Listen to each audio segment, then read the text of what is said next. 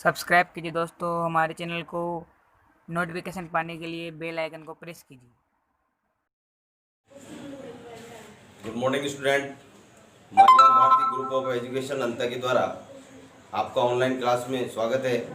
हमने पूर्व की क्लासों में जो है केंद्र सरकार पढ़ी, उसी प्रकार अब राज्य के संदर्भ में हम राज्य की विधानमंडल के बारे में पढ़ेंगे।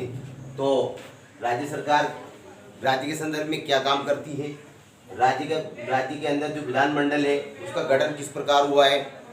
तो सबसे बड़ी बात ये देखो आप, जिस प्रकार केंद्र पूरे देश के शासन संचालन के लिए संसद का निर्माण किया है, उसी प्रकार राज्य के संचालन के लिए राज्य की विधानमंडल का गठन किया गया है। जिसमें इस बात का उल्लेख दिया गया है कि संविधान के द्वारा भारत के प्रत्येक राज्य में क्या होगा, एक विधानमंडल होगा। क्या होगा? एक विधानमंडल। अब विधानमंडल होगा, विधानमंडल का भी गठन किया गया है। कुछ राज्यों में तो एक सदनात्मक है, कुछ राज्यों में जो है 7 राज्यों में द्विसदनात्मक विधानमंडल है। तो इसमें आगे कहा गया है, देखिए आप, संविधान के अनुच्छेद 168 में कहा गया है कि प्रत्येक राज्य के लिए एक विधानमंडल होगा। एक विधानमंडल का गठन जो है आर्टिकल 168 में इस बात का उल्लेख है कि प्रत्येक राज्य के शासन संचालन के लिए एक विधानमंडल होगा। ठीक है। अब एक विधानमंडल होगा जो राज्यपाल तथा विधानमंडल में कौन कौन शामिल है। जैसे संसद के 3 भाग मैंने पूर्व की क्लासों में आपको बताए, राष्ट्रपति, राज्यसभा और लोकसभा। ठीक उसी प्रकार राज्य की विधानमंडल के संदर्भ में भी 3 विषय वस्तुएं रहती है, जिसमें राज्यपाल और विधानसभा और विधान परिषद। ठीक है, ये मैंने आपको बताया। इसमें आप देखो, जो राज्यपाल तथा कुछ राज्यों में 2 सदनों में तथा कुछ में 1 सदन से मिलकर बनेगा। कुछ राज्यों में तो जैसे वर्तमान में 7 राज्यों में विधान परिषद है, लेकिन विधानमंडल का निर्माण राज्यपाल, विधान परिषद और विधानसभा से मिलकर होता है। ठीक है, जैसे संसद का निर्माण राष्ट्रपति, लोकसभा और राज्यसभा से होता है ना, उसी प्रकार। तो आगे देखो, प्रत्येक राज्य में जनता द्वारा वयस्क मताधिकार के आधार पर निर्वाचित प्रतिनिधियों द्वारा एक सदन होता है। जैसे देखो विधानसभा है, तो विधानसभा में जो निर्वाचित प्रतिनिधि जाते हैं उनको मत कौन देता है? वयस्क मताधिकार के आधार पर। जो 18 वर्ष के जो वयस्क मतदाता हैं, वयस्क हैं, ठीक है, उनको मतदाता कहते हैं। वो अपने मत का प्रयोग करके क्या करते हैं? विधानसभा के सदस्यों को अपने मत का प्रयोग करके उनको निर्वाचित करते हैं और वो विधानसभा सदस्य बन जाते हैं। ठीक है, ये याद रखना। और आगे क्या कहा गया है? विधानमंडल के इस सदन को विधानसभा कहते हैं। निर्वाचित सदस्यों जिसमें बैठते हैं निर्वाचित सदस्य वयस्क मताधिकार के आधार पर, उस सदन को तो विधानसभा कहते हैं। और राज्यों के विधानमंडल में, जिन राज्यों में विधानमंडल का दूसरा सदन है उसे क्या कहते हैं? दूसरे सदन को विधान परिषद। ठीक है, जिस प्रकार वहां पर संसद में राज्यसभा है, उसी प्रकार राज्य के संदर्भ में अगर हम बात करते हैं राज्य के विधानमंडल में, तो वो वहां पर राज्य के विधानमंडल में जो दूसरा सदन है, जिसको उच्च सदन भी कह सकते हैं, ठीक है, और उसका नाम क्या दिया गया है? विधान परिषद। ठीक है, राज्य के विधानमंडल एक सदनात्मक हो या द्विसदनात्मक, इस बात के निर्णय कौन करता है? देखो, विधान परिषद के गठन की जब बात आती है, अभी वर्तमान में 7 राज्यों में है और राज्यों में नहीं है। ठीक है, अब 7 राज्यों में है, तो 7 राज्यों में उसका निर्माण कैसे हुआ? तो निर्माण करने के पीछे किन किन लोगों की भागीदारी रहती है? तो विधान परिषद के निर्माण के लिए सबसे अहम बात है कि उस संबंधित राज्य की विधानसभा के निर्वाचित सदस्य उस बात को अनुशंसा करे। ठीक है, और संसद के सदस्य दोनों मिलकर क्या करते हैं? उस संबंधित राज्य में विधान परिषद का गठन करते हैं। मान लो राजस्थान में विधानसभा के लिए प्रस्तावित भेजा जा चुका है प्रस्ताव, तो विधानसभा सदस्य उस बात को प्रस्ताव पारित करके संसद को क्या करें? प्रेषित कर दें, और संसद भी उसको उस अमुक राज्य के लिए विधान परिषद गठन के लिए उस प्रस्ताव को पारित और अनुमोदित कर दे, तो संबंधित राज्य में जो है विधान परिषद का निर्माण हो जाता है। ठीक है, होता ही नहीं होता। अब आगे देखो, इसमें आप और क्या कहा गया है? भारतीय, देखो आप, इस बात के निर्णय का अधिकार राज्य के निर्वाचित प्रतिनिधियों और भारतीय संसद को है। वर्तमान समय में भारतीय संघ में केवल 7 राज्यों में कौन कौन से? उत्तर प्रदेश, ठीक है, और जम्मू कश्मीर, महाराष्ट्र, बिहार और आंध्र प्रदेश, ठीक है, कर्नाटक और तेलंगाना में क्या है, विधान परिषद है भी वर्तमान में, 7 राज्यों में है, ठीक है। शेष राज्यों में एक सदनात्मक व्यवस्था है, मतलब विधानसभा ही। 7 राज्यों में तो दोनों सदन है, भाई राज्यपाल तो रहेगा ही सही, लेकिन 7 राज्यों को छोड़कर एक सदन है, बाकी 7 राज्यों में वर्तमान में क्या है, द्विसदनात्मक व्यवस्था है, विधानसभा भी है और क्या है, विधान परिषद भी, ठीक है। द्विसदनात्मक व्यवस्था वाले इन 7 राज्यों में राज्य विधानमंडल के 3 अंग होते हैं। कौन कौन से अंग होते हैं? एक तो होता है कौन, देखो आप, एक तो होता है राज्यपाल, ठीक है, पहला। दूसरे नंबर पे विधानसभा,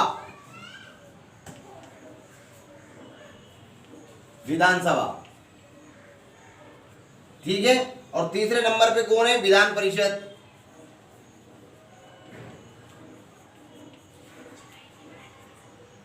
ठीक है, 7 राज्यों में है। तो देखिए, राज्य के विधानमंडल को हमने समझ लिया कि आर्टिकल 168 में इस बात का उल्लेख है कि राज्य, किसी भी राज्य के अंदर एक विधानमंडल होगा जिसके प्रमुखतः 3 अंग हैं, राज्यपाल, विधानसभा और विधान परिषद। अब बात आती है आगे कि इनके द्विसदनात्मक व्यवस्था पिका वाले जितने 7 राज्य मैंने आपको भी बताए, 7 राज्यों में जो है इसके विधानमंडल के कितने अंग होंगे, तो इसके 3 अंग मैंने आपको बता दिया। उस संबंधित राज्य में राज्यपाल भी होगा, विधानसभा भी होगी और विधान परिषद भी होगी। अब बात आती है विधानसभा के गठन की, कि विधानसभा का गठन किस प्रकार होता है, ठीक है। तो विधानसभा में पहली चीज, विधानसभा विधानमंडल का क्या है, प्रथम सदन है। जैसे लोकसभा प्रथम सदन है, ठीक है, लोकप्रिय सदन है, निम्न सदन है, उसी प्रकार राज्य के विधानमंडल के संदर्भ में विधानसभा की भूमिका भी लोकसभा की ही समकक्ष है कि नहीं। इसको हम व्यवहारिक सदन भी कह सकते हैं, प्रथम सदन भी कह सकते हैं और लोकप्रिय सदन भी इसको कह सकते हैं, ठीक है। आप विधानसभा के गठन की बात करते हैं तो सदस्य संख्या देखो, इसमें सदस्य संख्या कितनी होगी, तो आप इसमें देखो, संविधान में राज्य की विधानसभा के सदस्यों में केवल न्यूनतम और अधिकतम संख्या निश्चित की गई है। कितनी, देखो आप, आर्टिकल 170 इस बात का उल्लेख करता है कि किसी भी अमुक राज्य के विधानमंडल में और विधानमंडल के भी किसमें, विधानसभा में। आर्टिकल 170 इस बात की व्याख्या करता है कि किसी भी विधानसभा में, ठीक है, विधानसभा के गठन की बात कर रहा हूं मैं, तो उसमें न्यूनतम संख्या 60 होगी, ठीक है, और अधिकतम संख्या कितनी होगी, देखो आप, 500 निर्धारित की गई है। कितनी निर्धारित की गई है, तो अधिकतम तो 500। आर्टिकल 170 इस बात की व्याख्या करता है कि अधिकतम कितनी, अधिकतम सदस्य संख्या कितनी है, 500, और न्यूनतम संख्या होगी 60, है ना। अब आगे देखो, चुनाव के लिए प्रत्येक राज्य के भौगोलिक आधार पर अनेक निर्वाचन क्षेत्रों में इस प्रकार विभाजित किया गया है। देखो, चुनाव के लिए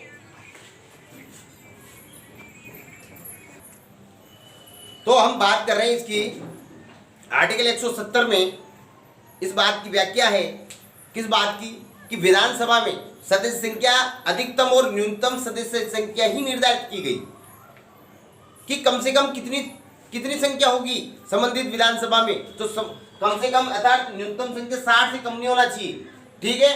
इसके बाद किसी भी विधानसभा में अधिकतम संख्या कितनी होनी चाहिए, इससे ज्यादा नहीं होनी चाहिए, 500 से ज्यादा, ठीक। अब बात आती है कि प्रत्येक विधानसभा सदस्य के लिए निर्वाचन क्षेत्र बनाए गए। अब निर्वाचन क्षेत्र कैसे बनाए गए, तो निर्वाचन क्षेत्र से तात्पर्य वो संबंधित जो सदस्य चुनाव लड़ेगा, चुनाव लड़ने वाले क्षेत्र को निर्वाचन क्षेत्र कहते हैं। अब निर्वाचन क्षेत्र की बात करते हैं तो राजस्थान में भी वर्तमान में 200 विधानसभा क्षेत्र हैं, ठीक है। अब उनको किस प्रकार भौगोलिक आधार पर बांटा गया है, जनसंख्या के आधार पर, तो इस बात में उल्लेख किया गया है, आर्टिकल 170 इस बात की व्याख्या करता है कि प्रत्येक निर्वाचन क्षेत्र में कम से कम जनसंख्या 75,000 होनी चाहिए जहां से अमुक व्यक्ति चुनाव लड़ रहा है। अर्थात एक विधानसभा जो सदस्य हैं वो कम से कम 75,000 जनसंख्या का क्या करता है, प्रतिनिधित्व करता है। इस बात को ध्यान रखिएगा। आर्टिकल 170 में इस बात की व्याख्या है कि कम से कम 75,000 जनसंख्या का अमुक व्यक्ति जो चुनाव लड़ने जा रहा है, ठीक है, तो उस क्षेत्र के अंदर 75,000 जनसंख्या होना जरूरी है। कम से कम 75 से कम है तो विधानसभा क्षेत्र नहीं कहलाएगा। याद रखिएगा इस चीज को। आर्टिकल 170 में उल्लेखित है कितनी जनसंख्या होनी चाहिए, 75,000, और न्यूनतम सदस्य संख्या विधानसभा में कितनी, 60, और अधिकतम 500 होना चाहिए। ठीक है, आगे देखो। ठीक है, तो अब बात करते हैं हम, विधानसभा का गठन हो गया। ठीक है, सदस्य संख्या मैंने आपको बता दी, कितनी हजार जनसंख्या का प्रतिनिधित्व करता है एक विधानसभा सदस्य, ये मैंने बता दिया कि आर्टिकल 170 में किस बात का उल्लेख है, ये व्याख्यागत ढंग से आपको समझा दिया। अब स्थान आरक्षण की बात करते हैं, तो जैसे मान लो आपके राजस्थान के संदर्भ में मैं बात करता हूँ कि 200 विधानसभा सदस्य अर्थात विधायक हैं, तो इनमें 200 विधानसभा जो निर्वाचन क्षेत्र है, इनमें सभी निर्वाचन क्षेत्रों में आरक्षण की व्यवस्था किस प्रकार है। तो आरक्षण की व्यवस्था अनुसूचित जाति और अनुसूचित जनजाति राज्यों की विधानसभाओं में अनुसूचित जातियों और जनजातियों के लिए स्थानों के आरक्षण की व्यवस्था की गई नहीं की गई। ठीक है, अब इसमें कहा गया है कि 95वें संविधान संशोधन 2009 के अनुसार, 95वां जो संवैधानिक संशोधन 2009 के अनुसार जो आरक्षण की व्यवस्था है सभी निर्वाचन क्षेत्रों की, कि अमुक निर्वाचन क्षेत्र एससी से संबंधित है, ये एसटी से है, ये महिला से है, ये पुरुष से है, तो उसकी व्यवस्था जनवरी 2020 तक है। ठीक है, आगे देखो। राज्य की विधानसभा के निर्वाचन के बाद यदि संबंधित राज्य का राज्यपाल ये अनुभव करता है, ये महसूस करता है, उसको ये प्रतीत होता है कि मान लो राजस्थान में हो गया चुनाव, लेकिन उसको ये महसूस होता है आरक्षण से संबंधित कि अमुक राज्य के अंदर आंग्ल भारतीय समुदाय का उचित प्रतिनिधित्व नहीं उसकी विधानसभा के अंदर, तो ऐसे एक व्यक्ति को क्या करता है, राज्यपाल महोदय मनोनीत करता है। किसके अंदर, विधानसभा के अंदर। जिस प्रकार वहां पर राष्ट्रपति महोदय क्या करता है, लोकसभा के अंदर 2 आंग्ल भारतीय समुदाय के व्यक्तियों को क्या करता है, नॉमिनेट करता है, मनोनीत करता है। उसी प्रकार संबंधित राज्य का राज्यपाल भी क्या करता है, ऐसे एक व्यक्ति को जिनका वहां की जनसंख्या के अंदर उचित प्रतिनिधित्व नहीं है, ऐसे अमुक व्यक्ति को, वो कौन सी समुदाय से होना चाहिए, आंग्ल भारतीय समुदाय से, उस व्यक्ति को क्या करता है, राज्यपाल महोदय मनोनीत करता है। ठीक है, आगे देखो। मनोनीत कर सकता है। निर्वाचन पद्धति, आंग्ल भारतीय समुदाय के नामजद सदस्यों को छोड़कर विधानसभा के अन्य सभी सदस्यों का मतदाताओं द्वारा प्रत्यक्ष रूप से क्या होता है, चुनाव होता है। अरे प्रत्यक्ष रूप से होता ही नहीं होता। प्रत्यक्ष रूप से कैसे होता है, वयस्क मताधिकार के आधार पर क्या करते हैं, 18 वर्ष से ऊपर की आयु वाले व्यक्ति उनको क्या देते हैं, अपने मत का प्रयोग करके विजय बनाते हैं और विधानसभा में क्या करते हैं, अपनी सदस्यता बना लेते हैं। ठीक है, अब इसमें क्या कहा गया है, चुनाव के लिए वयस्क मताधिकार और संयुक्त निर्वाचन प्रणाली तथा साधारण बहुमत की पद्धति अपनाई गई है। सभी निर्वाचन क्षेत्र एकल सदस्य होंगे। ये विशेष तौर से ध्यान दीजिएगा, सभी निर्वाचन क्षेत्र क्या होंगे, एकल सदस्य। एकल सदस्य से तात्पर्य मैं आपको समझाऊंगा अभी। देखो 200 विधानसभा क्षेत्र हैं, 200 निर्वाचन क्षेत्र हैं, तो एकल सदस्य से तात्पर्य एक निर्वाचन क्षेत्र से एक अमुक व्यक्ति ही जीत कर जाता है।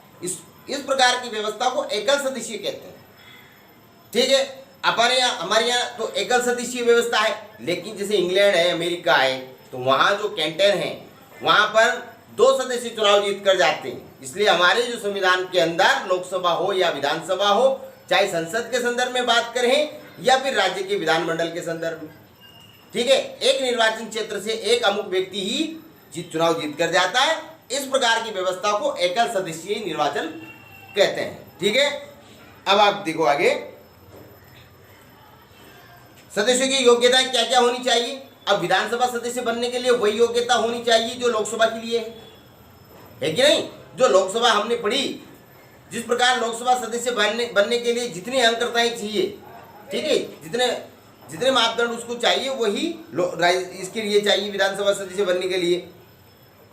पहली चीज वो भारत का नागरिक हो, ठीक है, और उसकी आयु कम से कम कितनी होनी चाहिए, 25 वर्ष। 25 वर्ष से कम नहीं होना चाहिए। न्यूनतम कितनी होनी चाहिए उसकी आयु, ठीक है, 25 वर्ष से कम नहीं होनी चाहिए। वो भारत सरकार राज्य सरकार के अधीन किसी भी लाभ के पद पर कार्यरत नहीं होना चाहिए। पहली चीज लोकसभा में भी यही है, किसी भी लाभ के पद पर वो कार्यरत नहीं होना चाहिए, ठीक है। और वो किसी भी न्यायालय द्वारा चाहे किसी संबंधित राज्य के उच्च न्यायालय से संबंधित हो या सर्वोच्च न्यायालय से संबंधित हो, किसी भी न्यायालय के द्वारा उसको पागल या दिवालिया करार नहीं दिया जाना चाहिए, ठीक है।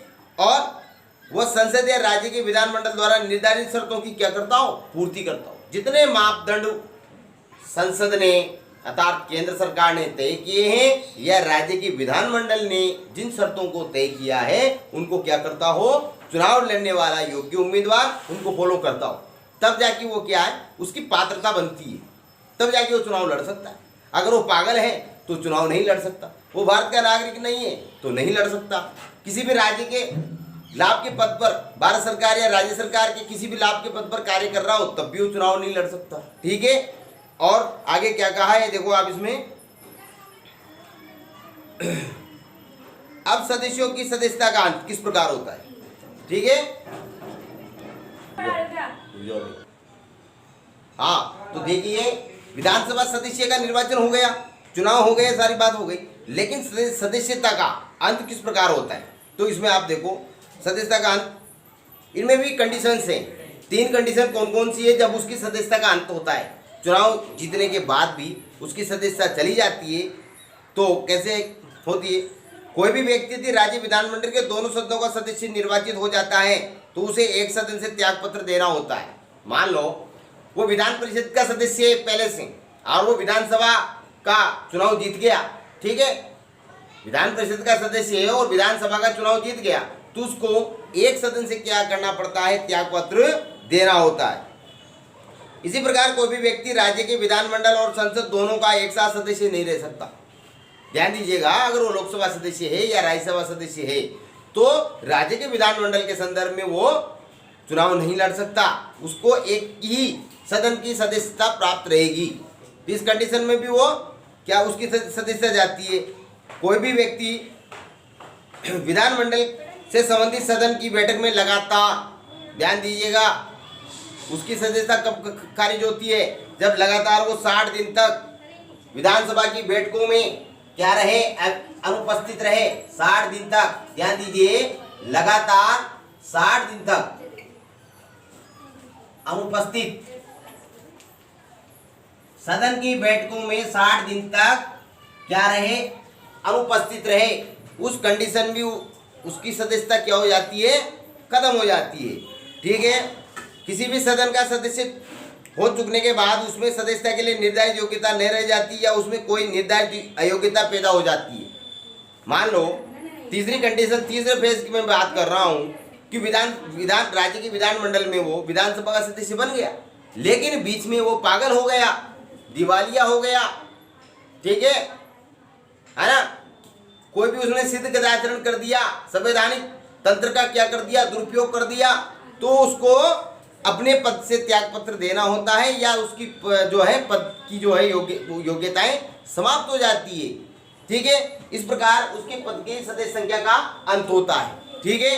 अब आगे देखो क्या कहा गया इसमें, सदस्य संख्या का अंत। अब कार्यकाल निश्चित है, राज्य विधानसभा का कार्यकाल 5 वर्ष है, आप जानते हो सामान्य रूप से कार्यकाल कितना है, 5 वर्ष। राज्यपाल द्वारा इसे समय से पूर्व भी भंग किया जा सकता है, जैसे राष्ट्रपति के द्वारा लोकसभा को समय से पूर्व भंग किया जा चुका है, नहीं किया जा चुका। मैंने नेक्स्ट वीडियो में आपको बताया था कि अभी तक हमारे संविधान में 9 बार जो है लोकसभा समय से पूर्व भंग हो चुकी है। इसी प्रकार राज्यपाल महोदय भी राज्य की विधानमंडल के संदर्भ में विधानसभा को समय से पूर्व क्या कर सकता है, भंग कर सकता है, ठीक है।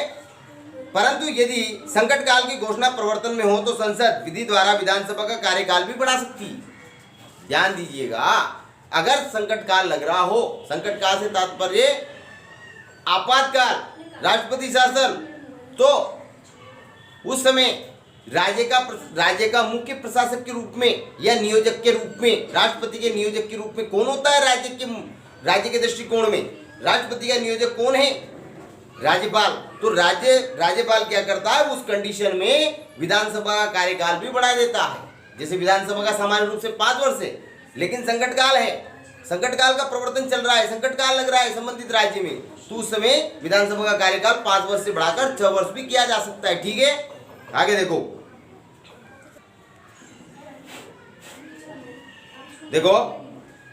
विधि द्वारा विधानसभा का कार्यकाल बढ़ा सकती है, जो एक बार में 1 वर्ष से अधिक नहीं होगा। बढ़ा हुआ कार्यकाल एक बार में कितना होगा, 1 वर्ष से ज्यादा नहीं होगा। ठीक है, राष्ट्रपति के द्वारा लगाया गया संकट काल लग रहा है, तो राज्यपाल उस संबंधित राज्य में एक बार में कितना बढ़ा सकता है, 1 वर्ष, 5 वर्ष से 6 वर्ष कर सकता है। ठीक है, देखो आगे, किसी भी अवस्था में संकट काल की घोषणा समाप्त हो जाने के बाद, जब इमरजेंसी खत्म हो गई या आपातकाल खत्म हो गया, राष्ट्रपति शासन हट गया संबंधित राज्य से, तो उसके बाद 6 माह की अवधि से अधिक नहीं होगा। क्या नहीं होगा?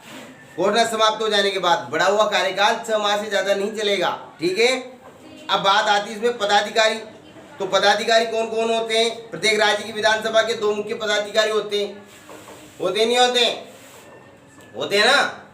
अब इसमें जैसे लोकसभा में 2 पदाधिकारी हैं, लोकसभा अध्यक्ष और लोकसभा उपाध्यक्ष। ठीक है, उसी प्रकार विधानसभा में भी विधानसभा है ना, अध्यक्ष और उपाध्यक्ष होते हैं। इन दोनों का चुनाव भी विधानसभा के सदस्य अपने में से ही करते हैं। जिस प्रकार लोकसभा के सदस्य अपने में से ही एक तो लोकसभा अध्यक्ष और एक उपाध्यक्ष चुनते हैं, उसी प्रकार विधानसभा सदस्य भी क्या करते हैं, अपने में से मतलब उन सदस्यों में से एक तो विधानसभा अध्यक्ष को चुनते हैं और एक उपाध्यक्ष।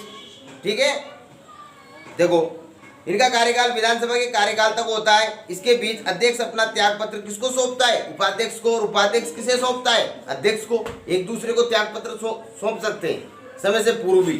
ठीक है, इन दोनों को विधानसभा सदस्यों के बहुमत द्वारा स्वीकृत प्रस्ताव के आधार पर हटाया जा सकता है। विधानसभा को यह प्रतीत हो जाए कि अपने पद पर यह संवैधानिक ढांचे का गरिमामय पूर्ण पालन नहीं कर रहे हैं, तो विधानसभा सदस्य इनको अपने पद से 2/3 बहुमत से प्रस्ताव पारित करके इनको हटा भी सकते हैं। ठीक है, और आगे देखो,